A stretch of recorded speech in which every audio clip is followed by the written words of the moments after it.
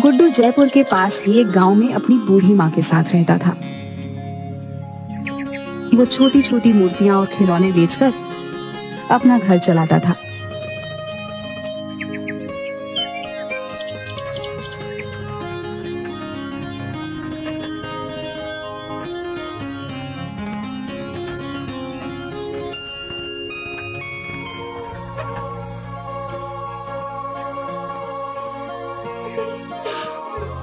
अरे माँ, क्या हुआ? तुम रो क्यों रही हो? बेटा, वो जमींदार आया था। तुम्हारे बाबा ने उससे कुछ 50,000 रुपए कर्जा लिया था। वो अब सूद समेत मिलाकर 1.5 लाख हो गया है। हम इतने पैसे कहाँ से लाएंगे बेटा? उसने बस 2 हफ्ते का वक्त दिया है, वरना ये घर खाली करना होगा। माँ, तुम रोना बंद करो, मैं कुछ करता हूँ। तुम फिक्र मत करो। गुड्डू परेशान सा पैसे जुगाड़ करने का रास्ता सोचते हुए बाहर निकल आता है।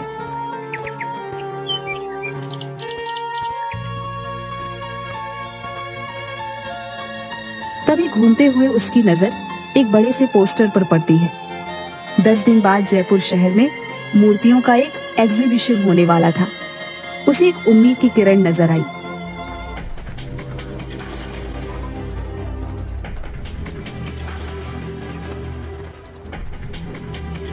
उसने तुरंत वापस लौटकर मूर्ति बनाना शुरू किया और 9 दिन की मेहनत के बाद 10वें दिन मूर्ति लेकर एग्जीबिशन में पहुंच गया। देखिए सर, ये मेरी सबसे कीमती मूर्ति है। और तुम्हें लगता है ये मूर्ति एग्जीबिशन में रखने के लायक है? पर क्यों सर, क्या हुआ? कोई कमी रह गई है क्या? कमी? गुड्डू, तुम इसे मूर्ति कह रहे हो? ये मूर्ति कहने लायक ही नहीं है, मिट्टी का कबाड़ है, कबाड़। सर, ऐसा मत कहिए। इस मूर्ति को बनाने के लिए मैंने बहुत मेहनत की है। इसे मेहनत नहीं कहते गुड्डू। ये मूर्ति एग्जीबिशन में तो क्या, कहीं पर भी रखने के लायक नहीं है। ले जाओ इसे वापस। ये मूर्ति सिर्फ कचरे के डिब्बे में फेंकने लायक है। ले जाओ इसे यहां से। गुड्डू की आंखें भर आई। अपनी मेहनत को इस कदर अपने सामने बिखरते देख वो बहुत दुखी हो गया। गुड्डू ने आंखों में आंसू लिए उसे देखा और अपनी मूर्ति के टुकड़ों को समेटकर वहां से निकल गया। उसके जाने के बाद करण शिंदे खुद से ही बात करने लगता है। सपने हैसियत देखकर पूरे किए जाते हैं, और तुम्हारी इतनी हैसियत नहीं कि तुम इस एग्जीबिशन में अपनी मूर्ति रखो, समझे? चाहे कितनी ही खूबसूरत मूर्ति बना लो, गरीबी तुम्हें कभी ऊंचा उठने ही नहीं देगी, और मुझसे आगे तो तुम कभी नहीं निकल सकते। गुड्डू रोता हुआ बाहर चला जाता है और सोचने लगता है कि अब वो क्या करे। वो माँ से वादा करके आया था, वो पूरे पैसे लेकर आएगा। अब वो माँ को क्या जवाब देगा? कोई फायदा नहीं हुआ इतनी मेहनत करने का, सब बर्बाद हो गया। मेरी महीनों की मेहनत बिखर गई। वो उस टूटी हुई मूर्ति को गुस्से से वहीं पर फेंक देता है और वहां से आगे बढ़ जाता है। पर कुछ दूर जाने के बाद ही वो वापस पलट कर देखता है। उसे अपनी मूर्ति से बहुत प्यार है, जैसे उसका ही हिस्सा हो। वो ऐसे कैसे उसे फेंक सकता है? चाहे जो भी हो, चाहे मैं कितनी ही बार असफल रहूं, पर मेरी मूर्तियां मैं नहीं फेंक सकता। एक दिन यही मुझे कामयाब बनाएंगे। हाँ। गुड्डू ऐसे ही इस मूर्ति को लेकर वहां से निकल जाता है। शाम हो चुकी थी। वो दूसरे शहर से यहाँ आया होता है, इसलिए फिलहाल उसके पास रहने का कोई ठिकाना नहीं होता।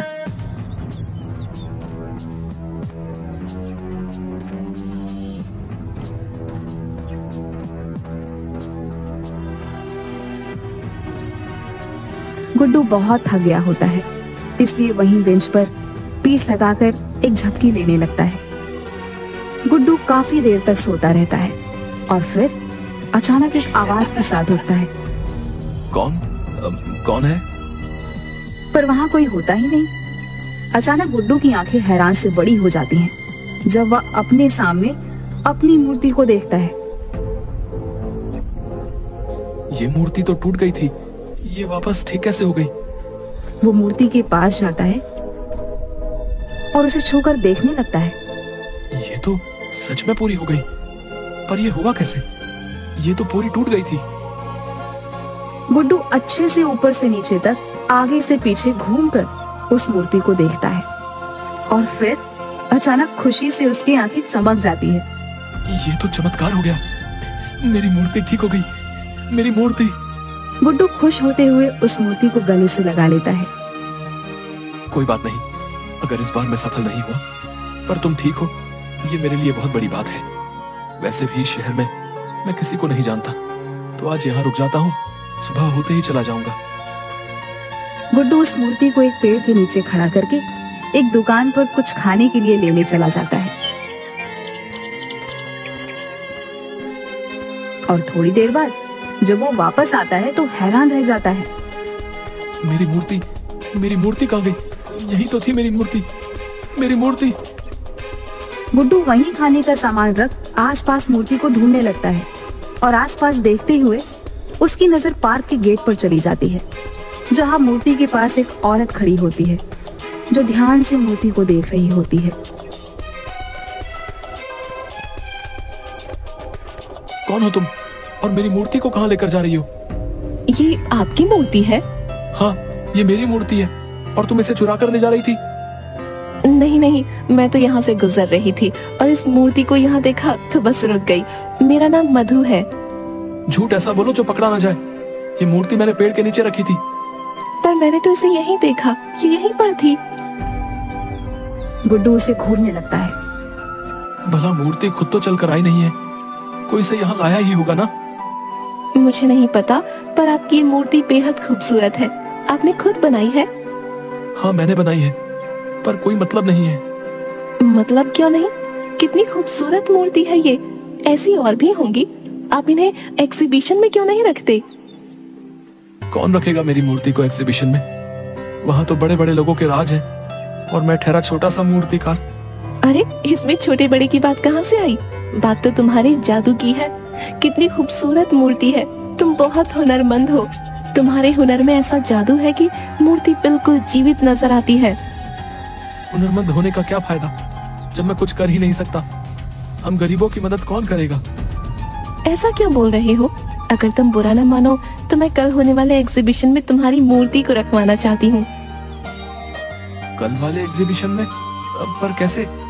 कौन है आप? मधु ने उस मूर्ति को देखा और कुछ सोचने लगी। मैं एक मूर्तिकार हूँ। सिर्फ मूर्ति ही नहीं बनाती, बल्कि उनकी भावनाओं को भी समझती हूँ। और कल ये मूर्ति एग्जीबिशन में जरूर रखी जाएगी।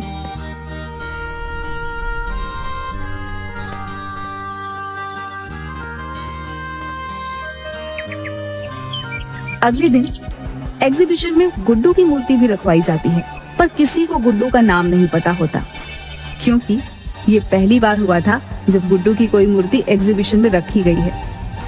गुड्डू खुश होकर देख रहा था। सबसे ज्यादा भीड़ उसकी मूर्ति के सामने होती है और ये सब देखकर उसे बेहद खुशी होती है।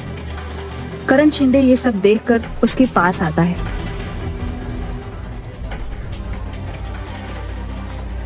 तुमसे कहा था ना, तुम एग्जीबिशन में मूर्ति नहीं रख सकते। फिर किसने रखवाई ये मूर्ति? आपने तो तोड़ ही दी थी, पर शायद आज मेरा यहाँ आना लिखा था। मेरी मूर्ति ठीक भी हो गई और मधु जी ने मेरी मूर्ति एग्जीबिशन में रखवा भी दी। मधु? ये कौन है? एक मूर्तिकार है, यहाँ एग्जीबिशन में है वो। शायद उनकी मूर्तियां भी हैं। यहाँ मधु नाम की कोई मूर्तिकारा नहीं है और ना ही उसकी कोई मूर्ति है। गुड्डू उसकी बात सुन हैरान रह जाता है। वो इधर उधर देखता है, पर मधु उसे कहीं नहीं दिखती।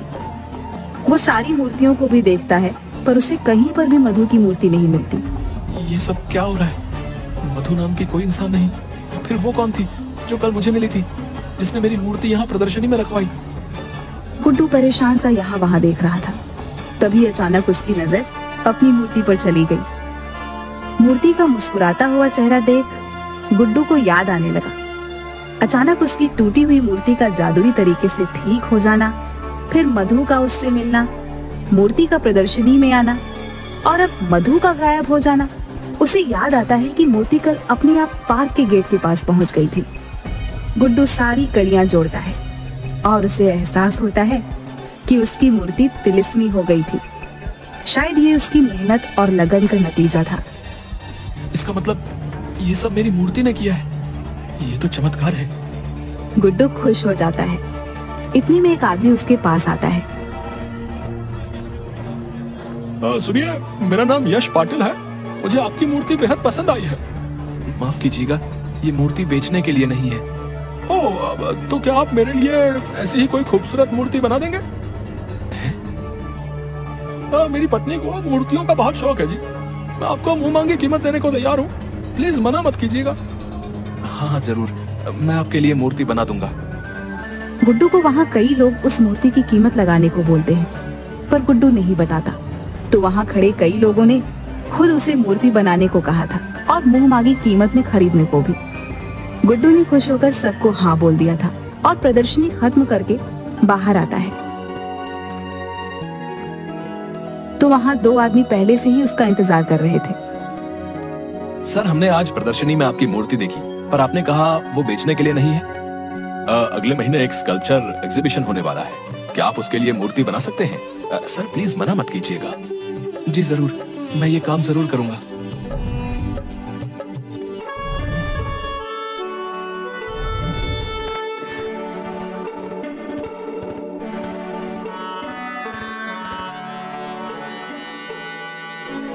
उसे यकीन हो गया था कि ये सब उसकी मूर्ति ने किया है। वो लोग 2 लाख रुपए एडवांस भी देते हैं, जिससे गुड्डू जमींदार के पैसे चुका देता है। गुड्डू की बनाई मूर्ति इस एग्जीबिशन में सबसे महंगी बिकी और गुड्डू जानता था इस कामयाबी में उसकी जादुई तिलिस्मी मूर्ति का हाथ है, जिसकी वजह से वह इतना आगे बढ़ पाया है। उसने आज तक उस मूर्ति को कभी किसी को नहीं बेचा, चाहे किसी ने उसे करोड़ रुपए ही ऑफर क्यों न किए हों।